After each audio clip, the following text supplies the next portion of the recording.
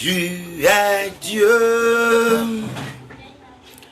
tu es roi des rois, à la mention de ton nom, tout genou fléchit, à la mention de ton nom, toute langue confesse, tu es roi.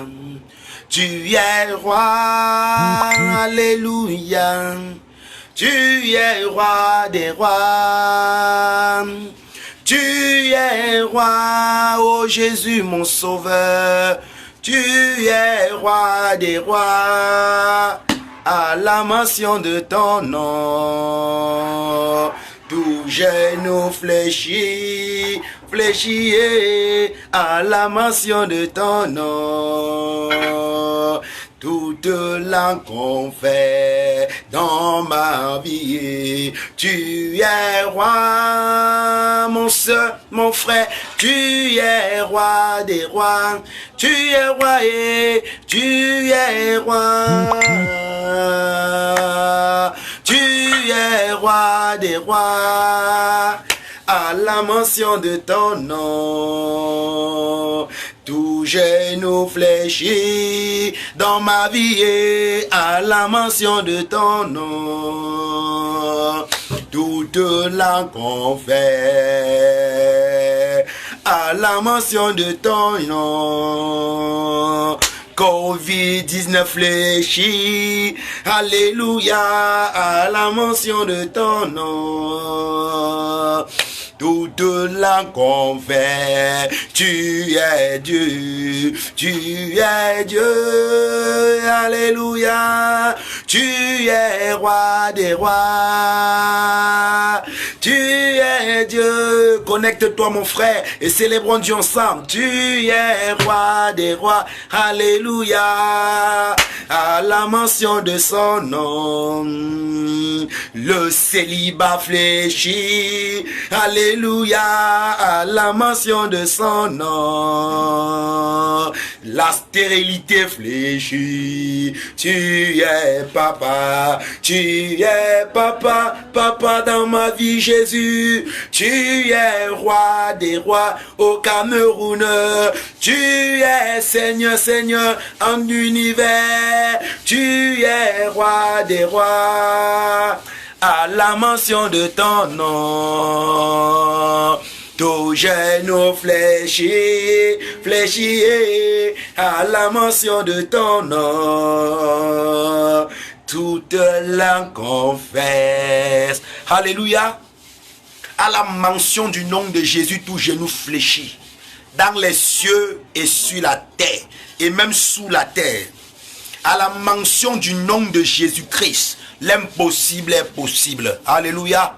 Bien-aimés, nous bénissons, nous rendons grâce encore à Dieu pour ce privilège qui nous donne de pouvoir faire ce direct. Nous le glorifions parce que beaucoup sont couchés dans des hôpitaux. Beaucoup ont été victimes des accidents et des incidents. Beaucoup, mon frère et ma soeur, sont dans des morgues. Certains même sont sur oxygène à cause du Covid-19. Mais moi, à la mention du nom de Jésus, dans ma vie, tous ces accidents, tous ces incidents, toute cette maladie ont fléchi. Et c'est pour cela que je viens le célébrer. Alléluia. C'est pour cela que je viens le magnifier. C'est pour cela que toi qui es connecté, qui es encore en vie, c'est la grâce de Dieu. Alléluia. Toi qui es connecté, c'est la grâce de Dieu. Mon frère et ma soeur, bien-aimé, je viens te dire que tu dois rendre grâce à Dieu. Tu dois célébrer le Seigneur pour son amour, pour sa fidélité, pour sa grandeur dans ta vie. Alléluia. Que Dieu bénisse puissamment le frère Séraphin depuis la Belgique qui vient de se connecter. Mon fils, que Dieu te bénisse, que la grâce de Dieu se repose sur toi. Partagez dans les groupes, partagez, donnez-moi les cœurs, afin que cet après-midi, je donne un message dangereux, un message qui doit mener une bénédiction qui ne dit pas son nom dans ta vie, une bénédiction qui doit énerver les ennemis, qui doit fâcher Satan, mais il ne peut rien parce que l'Éternel a décidé de te faire du bien à travers ce direct. Alléluia. C'est pour cela que je peux glorifier le Seigneur. Je peux célébrer. Je peux dire Jésus est vivant. Je peux dire Alléluia à celui qui est assis sur le trône. Parce que c'est lui qui m'a retiré des ténèbres à son admirable lumière. C'est lui qui m'a transporté, oh bien-aimé, des ténèbres dans son royaume. Et il m'a dit, va annoncer ma parole. C'est pour cela que je peux bénir son Saint-Nom. Je peux le magnifier. Et rien ne peut m'empêcher de parler de mon Jésus. Rien ne peut m'empêcher de parler de mon Jésus. Même si tu m'insultes, même si tu me persécutes, même si tu me traites de sorcier, en son nom, je suis béni. Tu ne peux pas maudire celui qui est béni. Tu ne peux pas rabaisser celui dont l'Éternel a élevé. Tu ne peux pas faire tomber celui dont l'Éternel maintient debout. Il est ma force, il est mon bouclier, il est mon rempart, il est ma force. Et pour cela, je ne peux que le glorifier. Alléluia. Oh, merci mon frère Séraphin. Que Dieu te bénisse aussi mon frère. Que Dieu te bénisse et qu'il te comble de grâce mon fils. Ah, bien entendu ton coup de fil, je n'ai pas reçu. Mais que Dieu te bénisse, toi qui es connecté. Dans le nom puissant de Jésus-Christ de Nazareth. Bien-aimé en Christ. Le diable n'est pas content de se dire, mais il ne peut pas arrêter ça.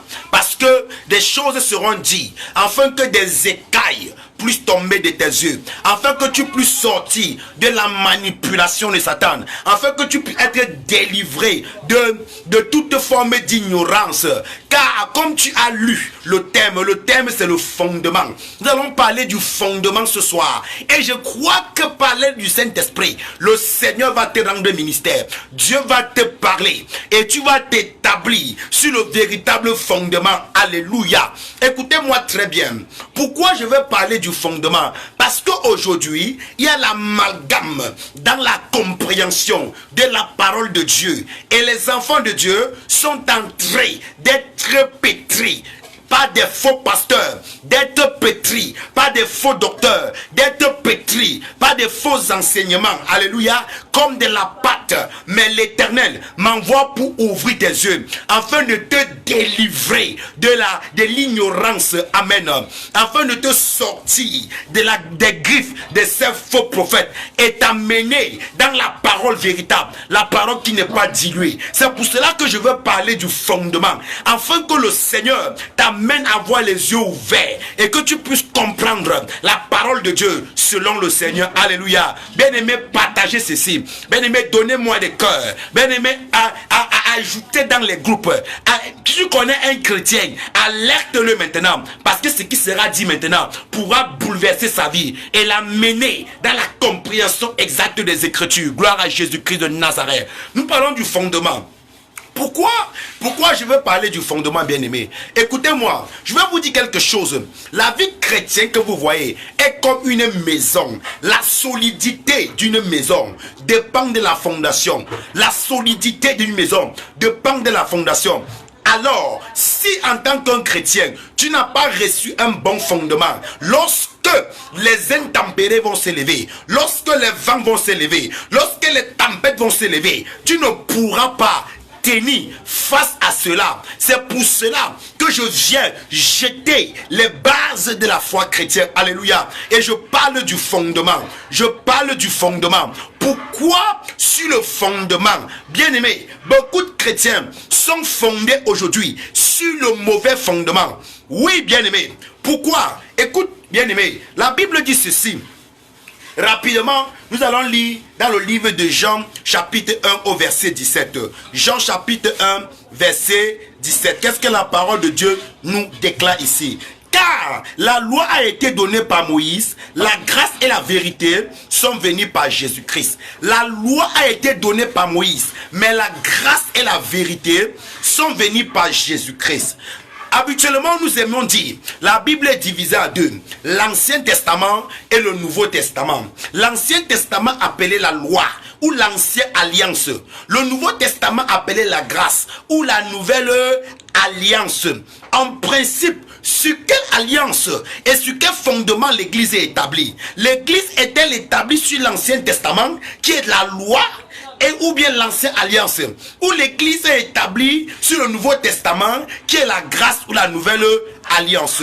Et ces deux alliances, ou alors ces deux testaments, bien aimés, ont deux grands auteurs. On dit dans le livre de Jean chapitre 1 verset 17 que la loi a été donnée à Moïse, mais la grâce et la vérité sont venues par Jésus-Christ. Est-ce que cela voudrait dire que la loi, qui est l'Ancien Testament, n'était pas la vérité? Mais non. Mais la Bible nous révèle clairement dans le livre des Hébreux chapitre 10, si j'ai bonne mémoire, que la loi était l'ombre des choses à venir et non l'exacte représentation des choses réelles. Écoutez-moi très bien. Donc cela voudrait dire que la loi était l'ombre des choses à venir, selon que Hébreux chapitre 10 nous le révèle. Donc ça ne veut pas dire que la loi n'était pas la vérité.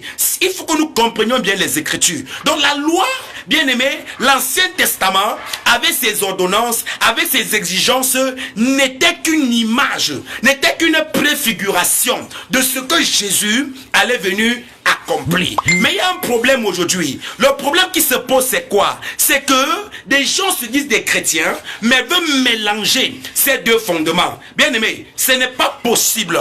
C'est pas possible de mélanger la loi et la grâce. Pourquoi? Parce que la loi n'était que la maquette. La loi n'était que l'image, était l'homme des choses à venir. Et la grâce est la réalité, bien aimé. C'est comme quelqu'un qui voudrait construire une maison, mais il dessine d'abord la maquette. Il dessine d'abord la maquette. La maquette n'est pas la maison. Mais déjà à base de la maquette, tu peux déjà avoir le nombre de chambres. Tu peux déjà avoir le nombre de douches. Tu peux déjà savoir où le parking peut se trouver. Tu peux déjà avoir une idée de là où le salon se trouvera. Où ta chambre sera sa superficie. Et même la chambre des enfants. Mais ce n'est pas encore la maison. Lorsque l'ingénieur viendra déporter la maquette qui est sur le papier afin de la réaliser, bien aimé, ça sera alors maintenant la réalité. Donc la loi était l'ombre des choses à venir et non l'exacte représentation des choses réelles. C'est pour ça que Jean chapitre 1 dit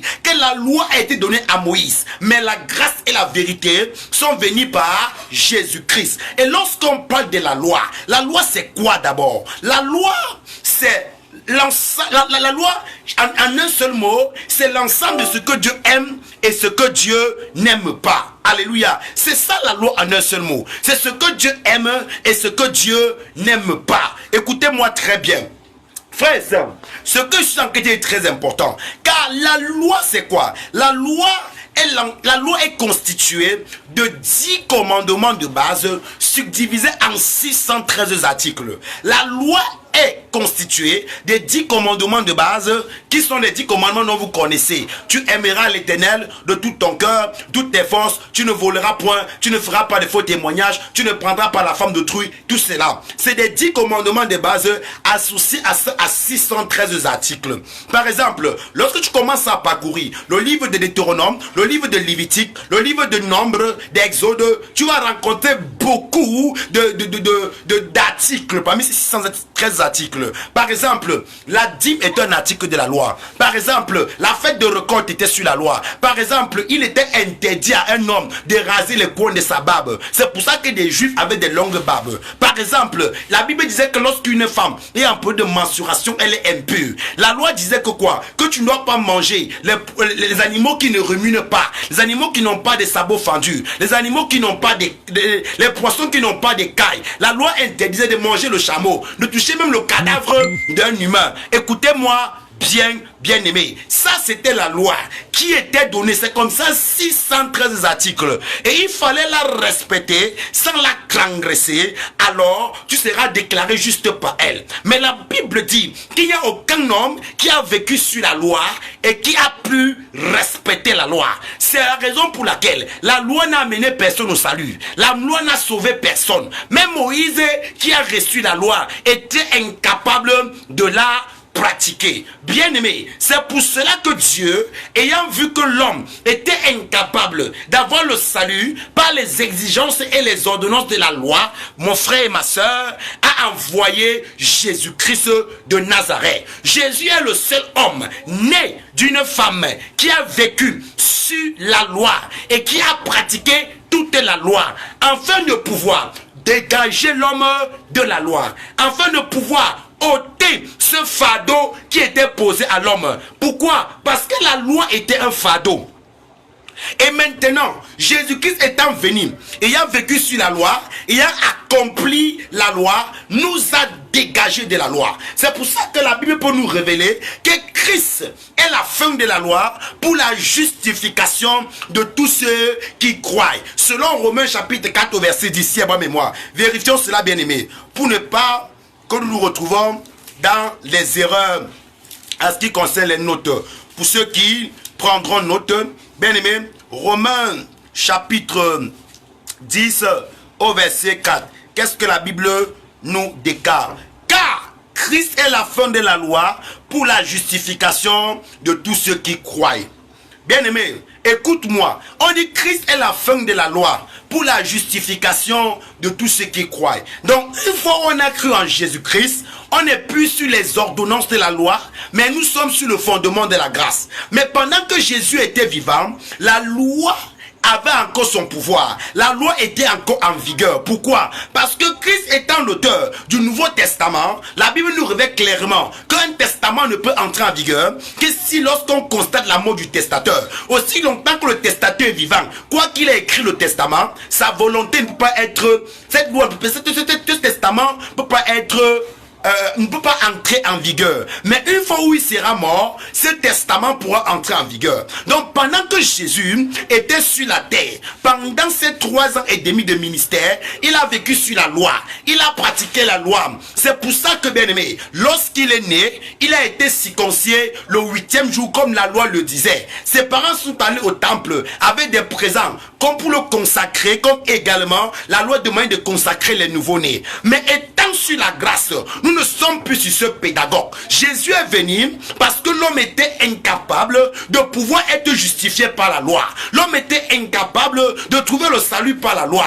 Aucun homme ne pouvait respecter la loi. Jésus est venu et il a pratiqué la loi sans la transgresser, afin de nous dégager de ce pédagogue, de nous dégager de ce fardeau. Mais quelque chose me choque, quelque chose me marque, c'est qu'aujourd'hui, lorsque nous regardons à la télé, lorsque nous regardons sur les réseaux sociaux et que nous écoutons nous regardons le fonctionnement, nous écoutons les enseignements que les hommes de Dieu nous donnent aujourd'hui, qu'est-ce qu'ils font? Ils nous ramènent sur la loi.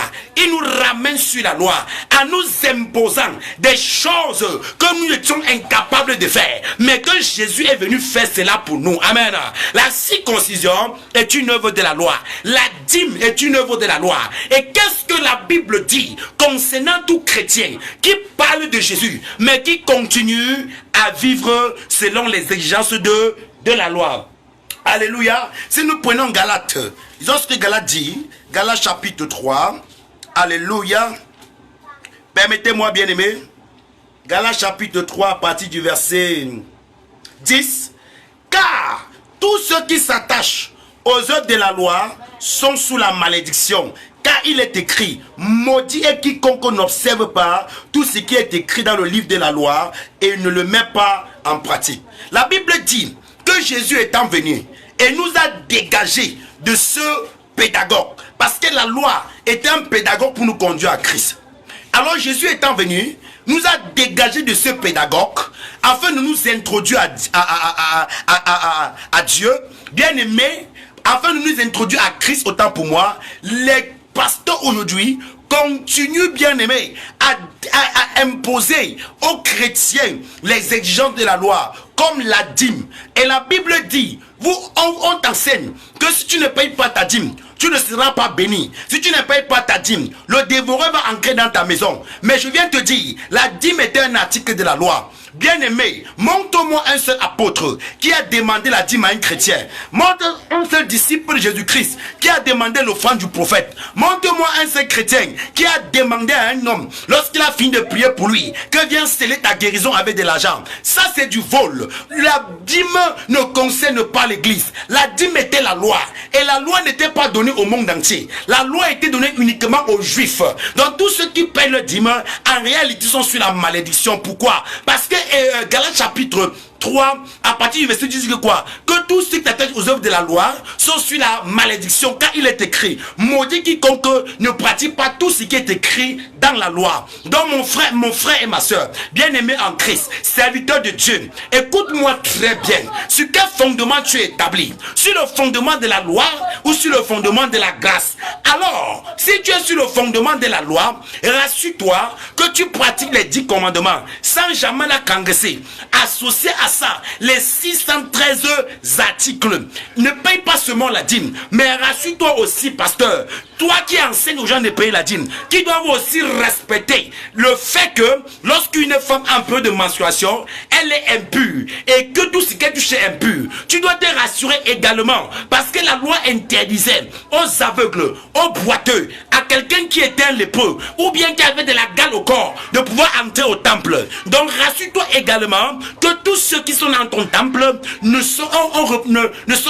que les infirmes n'entrent pas dans ton temple, que les aveugles n'entrent pas dans ton temple, et que même ceux qui ont la gale ou une déformation sur leur corps ne devaient pas entrer dans ton temple pour prier. Pourquoi? Parce que la loi l'interdisait.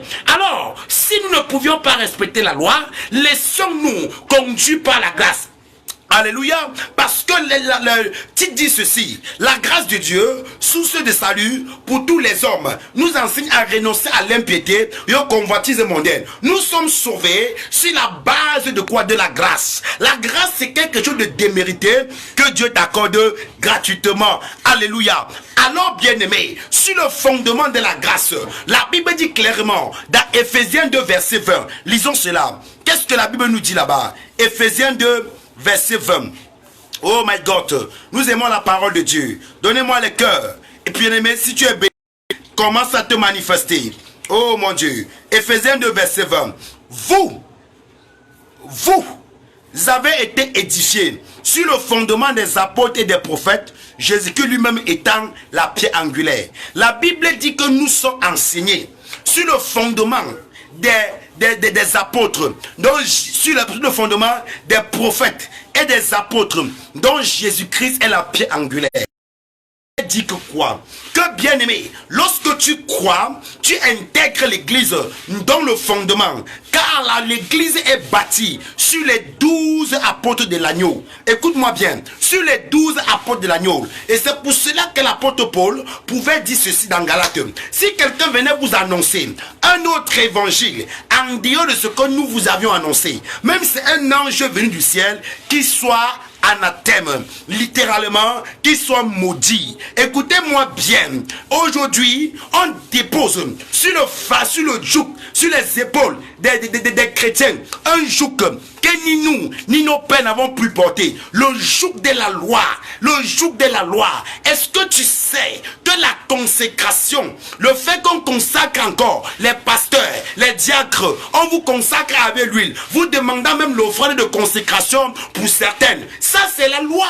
Et pendant que tu le fais, tu es sur la malédiction. Mais je viens te dire qu'il est possible maintenant, après avoir écouté un tel message, de quitter ce fondement de la loi pour le fondement de la grâce. Alléluia. Il est encore temps pour toi de quitter sur le fondement de la loi pour le fondement de la grâce. Permettez-moi de prendre une gorgée d'eau. Que Dieu vous bénisse.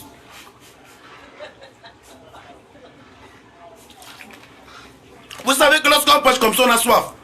Alléluia. Il faut que nous vous disions la vérité. Et parce que pendant que nous disons cette vérité, ça choque et ça énerve d'autres faux prophètes, d'autres faux pasteurs. Écoutez-moi très bien. Je vais préparer les enseignements dans les jours à venir. Écoutez, si tu veux recevoir davantage des enseignements pour être éclairé, tu peux rattraper ces messages dans mon compte YouTube, Don de Dieu TV. Don de Dieu TV. Ça s'écrit en majuscule. D-O-N. 2. Pas 2. D-E. Mais 2. Le chiffre. Don de Dieu TV. Alléluia. Don de Dieu. Tout cela s'écrit en majuscule. Excepté le 2 qui est en lettres. Alléluia. Tu pourras me trouver sur Don de Dieu TV et tu auras davantage d'autres enseignements pour être éclairé afin de pouvoir sortir du joug de l'ignorance. Amen. Donc, écoutez-moi très bien. Aujourd'hui, Nous ne sommes plus sur la loi. Nous sommes sur la grâce. Donc lorsqu'un pasteur demande de payer la dîme, c'est l'escroquerie. Il est en train de te voler. Il est en train de t'abuser. Et il te dit chaque fois que si tu ne payes pas ta dîme, tu ne seras pas béni. Tes enfants seront malades. Le dévoreur va entrer dans ta maison. Le plus riche de ce monde, c'est un chrétien. Il paye sa dîme à qui? Eh bien aimé, et pendant que vous payez la dîme à ces pasteurs, ils achètent des gros vestes, ils prennent le poids et vous maigrissez, ils vous disent que non, Dieu vous bénira. On n'est plus sur le fondement de la loi, c'est sur la loi qu'on paye la dîme. Je crois que les mercredis et les mercredis et les samedis où je ferai des directs, nous allons parler sur ces choses-là. Est-ce que nous devons encore payer la dîme en tant que des chrétiens qui ouvrent, ah my God, quand le Seigneur ouvre tes yeux afin que tu puisses sortir de l'ignorance? Écoute-moi bien, ça c'était la loi et c'était là on poussait même le bouchon plus loin. Oh mon frère, l'eau bénie, le sel béni, le mouchoir béni. Pour voir le pasteur, tu peux voir la secrétaire, tu payes le billet d'enregistrement pour voir le pasteur. Mais je te pose la question, le pasteur pour aller voir Jésus, il paye, Jésus. Qui est le secrétaire de Jésus? Qui est le secrétaire de Jésus? Qui est le secrétaire de Jésus? Pour voir le pasteur, il faut que tu puisses voir sa secrétaire. Laisse-moi te dire, le temps est arrivé pour que tu puisses sortir de l'ignorance, que tu puisses sortir de la manigance qui est dehors. Ou la frère et soeur, tout est devenu l'argent. La Bible dit, vous avez reçu gratuitement, donné gratuitement. D'où vient-il qu'aujourd'hui, la bénédiction est proportionnelle à ce que tu es venu avec à l'église? Du moins, ce ne sont même pas des églises, mais c'est des entreprises qu'ils ont formées. Écoutez-moi très bien. Je vous dis la vérité. Et la Bible dit, quand Dieu dit à son peuple de sortir du milieu de ces personnes-là, et puis le recevrait. Alléluia. Aujourd'hui, bien aimé, pour voir le pasteur, il faut que tu payes. Le pasteur prêche, on enregistre le CD là, on vend. Sa photo est vendue. Pour sa femme est vendue. Le conseil payant. Séminaire payant. Tu es malade. On dit que pour que tu sois guéri, il faut que tu amènes une offrande qui va toucher le cœur de Dieu. Quelle offrande tu peux donner qui va parler dans ta vie plus que le sang de Jésus-Christ qui a coulé à la croix? Sortez de ces milieux où ces pasteurs sont escortés comme des acteurs hollywoodiens, comme des stars. Écoutez-moi bien, c'est l'escroquerie. Jésus-Christ était un homme simple. La Bible dit qu'il n'avait rien pour attirer les regards. Un homme rejeté et méprisé. Il était comme une plante qui sort d'un sol desséché. Mais aujourd'hui, vous connaissez la grandeur d'un homme de Dieu par rapport au nombre de voitures qu'il a, par rapport au genre de costume qu'il porte. Je viens vous annoncer une bonne nouvelle. Les jours sont mauvais et Jésus revient bientôt pour chercher son église. Ceux-là qui sont restés dans sa parole, ceux-là qui sont restés dans son message, ces hommes et ces femmes-là, oh bien-aimés, frères et sœurs, qui ne se sont pas détournés, qui ne sont pas laissés séduire par ces imposteurs, parce que Jésus a dit qu'avant son retour, il viendra ces faux prophètes, ils feront des signes et des miracles extraordinaires. S'il était possible même de séduire des élus, ils l'auront fait, mais parce qu'on ne peut pas séduire un élu, ils ne vont que séduire que les fils de la perdition, ceux qui ont été prédestinés pour être égarés. Alléluia. Bien-aimé, je suis en train de parler du fondement. Sur quel fondement tu établis? Le fondement de la loi ou bien de la grâce? Nous sommes sur le fondement de la grâce, dont Jésus-Christ est l'auteur. Amen. Écoutez-moi bien. Quand nous prenons Somme, chapitre 11, au verset 3, la Bible dit ceci, que si le fondement est renversé, qu'adviendra le juste? Aujourd'hui, les chrétiens sont devenus, c'est comme si on lave le cerveau. Pourquoi, bien aimé? Parce que le fondement est renversé. Pendant que Jésus-Christ dit, venez, vous qui avez soif, venez chercher de l'eau vive, gratuite. On te dit que non, on va te vendre une petite bouteille d'huile comme ça. On dit l'huile d'onction, ça va chasser les démons, ça va guérir les malades. Et ces milieux-là sont pleins. Et les chrétiens aiment ça. C'est des charlatans. C'est des charlatans convertis en pasteur. C'est des charlatans convertis en pasteur. N'allez pas dans ces milieux-là, bien-aimés. Je vais t'annoncer une bonne nouvelle. Tu n'as pas besoin d'un prophète. Tu n'as pas besoin d'un homme. Mais tu as besoin de Jésus-Christ de Nazareth. Lui seul est capable de te changer. C'est pour cela que vous les chrétiens, vous ne lisez pas vos Bibles. Ayez vos Bibles et lisez la parole de Dieu. Dis Seigneur, ouvre mon esprit. Donne-moi l'éclaircissement de ta parole, afin que je ne sois pas de ceux qui seront séduits. Alléluia. Écoute-moi bien. Nous parlons du fondement. Nous sommes sur le fondement de la grâce. Et le fondement de la grâce, c'est l'enseignement apostolique. Aucun apôtre n'avait demandé l'argent pour prier pour quelqu'un. Aucun apôtre n'avait dit que pour être un homme de Dieu, il te faut faire une école théologienne et sortir de là-bas avec des diplômes. Non, aucun pasteur, aucun apôtre ne l'a fait. Non, mais ils ont enseigné la parole de Dieu. Ils ont enseigné l'enlèvement. Ils ont enseigné la haine du péché. Ils ont dit aux hommes de se détourner du péché et de recevoir le plus beau et de recevoir le plus élégant, de recevoir celui-là qui te comprendra mieux que quiconque, celui-là qui est capable de te consoler, qui est capable de te tiendre par la main. Cette personne, c'est qui? C'est Jésus de Nazareth. Alléluia. C'est Jésus de Nazareth, le roi des rois, le Seigneur des seigneurs. C'est lui seul qui est capable, oh mon frère et ma soeur, de pouvoir faire quelque chose pour toi. Arrêtez de courir après des hommes. Arrêtez de courir de quitter de bâtiment en bâtiment, d'église en église et cherchez le Seigneur, car lui seul est capable de faire quelque chose pour toi. Nous sommes en train de parler du fondement. Écoutez, alléluia. Bien-aimé, quand tu lis davantage la parole de Dieu, tu es béni. Oui, oui. Nous allons lire Jean chapitre 5 verset 15. Je suis presque à la fin de mon direct. Mais je sais que Dieu a parlé à quelqu'un. Je sais que Dieu, aux pharisiens, qui étaient attachés à Moïse, qui était assis dans la chair de Moïse, qu'il ne vous accusera pas, mais que c'est Moïse qui vous accusera. Parce que la loi ne peut pas te justifier. La loi ne peut pas te sauver. La loi ne peut pas t'amener devant le Seigneur. Mais Jésus seul est capable de te sauver. Que Dieu te bénisse et qu'il continue à ouvrir ton intelligence. Si tu as besoin de me joindre, tu peux me joindre au 6 98 99 63 48.